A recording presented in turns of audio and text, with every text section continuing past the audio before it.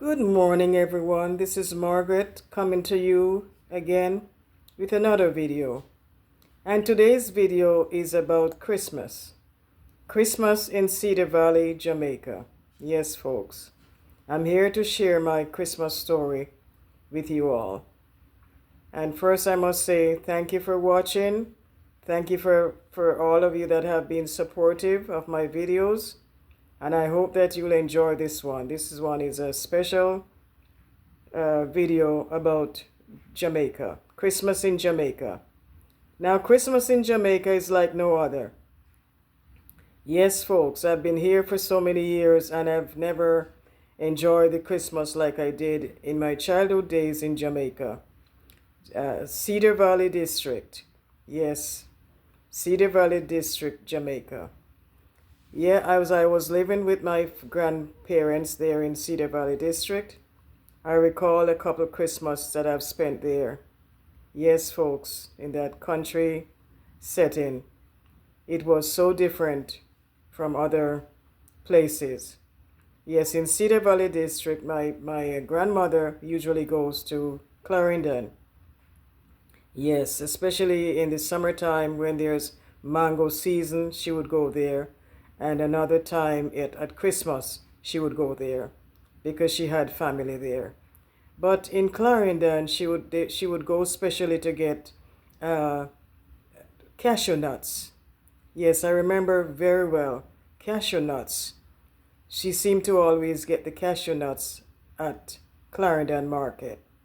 Yes, Clarendon was a popular place in Jamaica many, many years ago, especially for the ones who live in the east end of the country in Jamaica, like up in Cedar Valley District and a place they call a Booker. They said it was not very far from Clarendon. So special occasions, those people living in those areas would go to Clarendon Market and everything, they would find everything there. So at Christmas time, my grandfather wasn't going anywhere, just my grandmother used to go to Clarendon Market to get her stuff, in addition to visiting her family up there in Clarendon. Yes, I think she used to talk about the district in Clarendon of Prospect and James Hill. Yeah, James Hill was one of the popular places that she used to talk about, James Hill, Clarendon.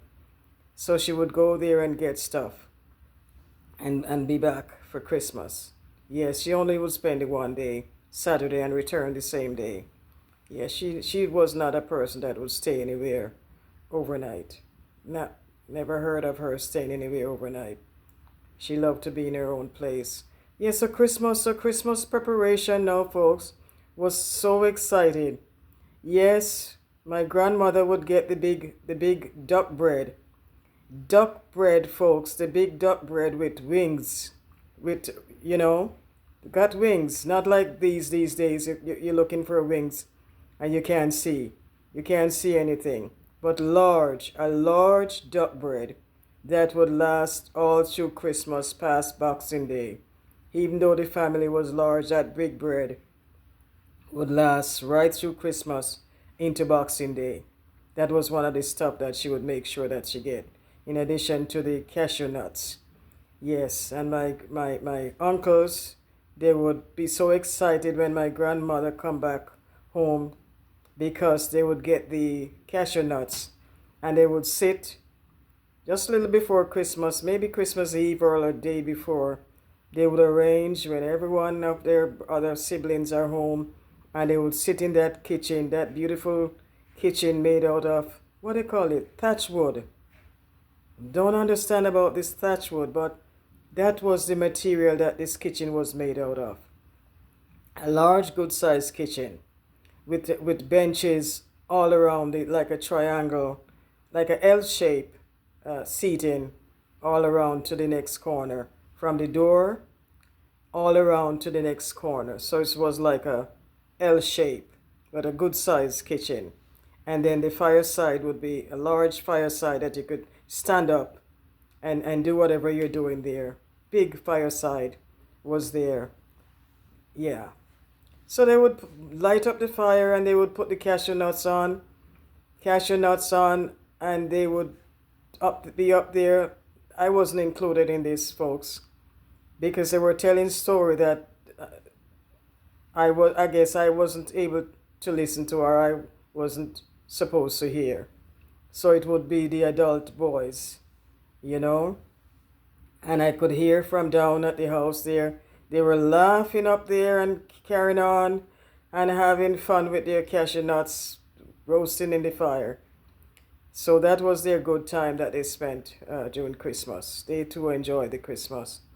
And, uh, and so, in addition to that, my grandmother would get pork. I've never known of them getting beef at Christmas time. They would get pork and maybe goat meat. And there was a man in the district, I never forget him, Brother White. Has a good large family. I think maybe 3 girls or 2 girls and some boys. Very tall men. Mr. White would have. Sister White and Brother White. Yes. They used to go to the Pentecost church just not too far from where they live. Yes, and Brother White was a butcher, so Brother White would have pigs. I don't know if it's 1 or 2 pigs that he killed, and would be ready. That meat would be ready for Christmas, and people in the district would buy the pork meat from him. And my grandparents was one that usually purchased pork, lovely pork, not too fatty, just lovely pork from Brother White. Yes, and that pork would last right through Christmas. And a certain part of the pig was put over the fire. There was a mesh hung over the fire, folks. And certain parts, like especially the ears and the head and all those parts of the pig, if they can get it to buy, would be sitting there in that mesh, fixed up with all kind of bushy spice. I know they used to put the lime leaves. They break the lime tree, little limbs of the lime tree, and that would line the mesh, and they would put the pork on there and then smoke it for weeks. For weeks until when Christmas is over. Now they would use that to make some lovely pea soup. Pea soup, folks, in the cold time there, January going February. That thing would sit there for a long time until it's cured, with salt, of course, lots of salt. Yes, folks, so Boxing Day now was the day, but it's funny, folks, it's very strange that I can't recall Christmas falling on a Sunday in the country. It may have, but I don't remember Christmas falling on a Sunday. But anyhow, church was involved too. They go to church and they come back if it's a church time. If Christmas falls in the week, then it's just how it goes. But Boxing Day was another big celebration, folks. In those days, folks, there were some people with sound system. I hear Daddy Gargan talk about his sound system. So there were people in the district up in a place they call Murray Mountain, a little bit above a Booker. And some people up there would have sound system. I think maybe 1 or 2 of them. They would go like they do in competition with each other. But one would play one time and the other one would play the other time. And people would be watching out to see who did the best. But on Boxing Day, folks, as I was very young, I couldn't go to these affairs. But I could hear it. I could hear it from where we lived in Cedar Valley District, all the way up, they call the place Murray Mountain. Yes, we could, or a Booker district. We could hear the music playing from at least Boxing Day afternoon until maybe midnight. All day, all afternoon and all night Boxing night. Nobody bothers about food. In my family, my uncles, I don't see them. Don't see them until after Boxing Day. And everybody would be gone, old, young. They would spend the day up there wherever the music is situated, wherever they, whatever hall that they kept this thing on, they would be there for a long time drinking up, what do you call it, some kind of a soup. What do they call that soup now that they make at party time? Uh, Manish water. Yes, folks, they would be drinking up Manish water and eating up.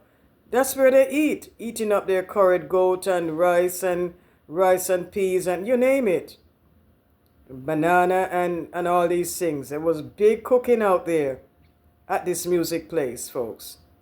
And they would be eating, so nobody bothers about home. No home had much people there except the little young kids like myself that was not allowed to go to these functions. And it was something else. All day, all afternoon on Boxing Day, that music started, and you could hear the songs coming from that place, wherever that place is. Miles and miles away over the hilltops, over the bushes, you could hear the music coming through, loud and clear, folks. You could hear it loud and clear until the next day, maybe 1 o'clock in the morning or so before that is over. Yes, so that's how they used to do it down there in that little district. It was a quiet country district, but when it comes around Christmas, it wasn't quiet. They celebrate like crazy. They went out all 100% and they celebrated Christmas. I guess they've been waiting for it all year. And those farmers up there, some are farmers that go to church and farmers that don't go to church. They all enjoy listening to the music because, folks, those days, the music was clean music. And many church people used to listen to those music. It wasn't any dirty music like what we're hearing now. Those were clean, make sense, good lyrics of country living and life in general. Those were the materials of the songs. And so, oh dear, every time I do a video. Yes, folks, sorry about that. Yes, so as I was saying now, yes, the music was good, the music was clean, and even church people used to listen to those music. It was like telling the story. It was like telling stories of their lives. These musicians used to really tell their life story in music. The lyrics were all based on their life story that they have already lived.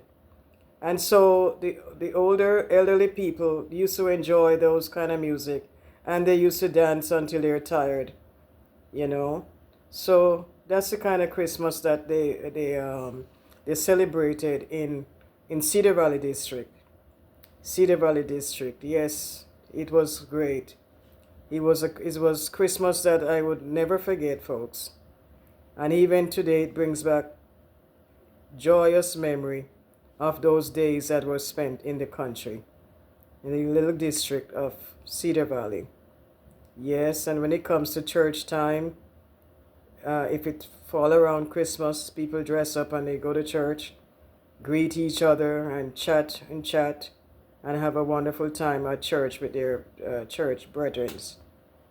It was nothing like now, folks. In those days, nobody go out and buy Christmas gifts. There was really no money for that. They just buy their food, and the farmers or the other country people that, not even the ones that farm, they will find something to give, but it's not necessarily what they go out and buy. It was maybe just something from the farm that they would pass on to their neighbors or to their friends, stuff like a bunch of banana or some yams or a pumpkin, just ground provisions for folks. They would share with their neighbors, and in the form of gifts. Nobody had money to go out and buy gifts like today. People are going out to buy gifts and giving people stuff that they really don't need or don't want, and they will take it sometimes, and some people don't really pass it on to someone else. They take it and they have it in their storage for years. Yes, so that's how it's so different from Christmas abroad. And even the people abroad, folks, these days, or a long time ago, have been heading out to Jamaica for Christmas. Yes, they've been heading out to Jamaica for Christmas. And some people may get offended because I said Christmas in Jamaica is one of the best. One of the best. And this is why it is so different. Because the weather is good.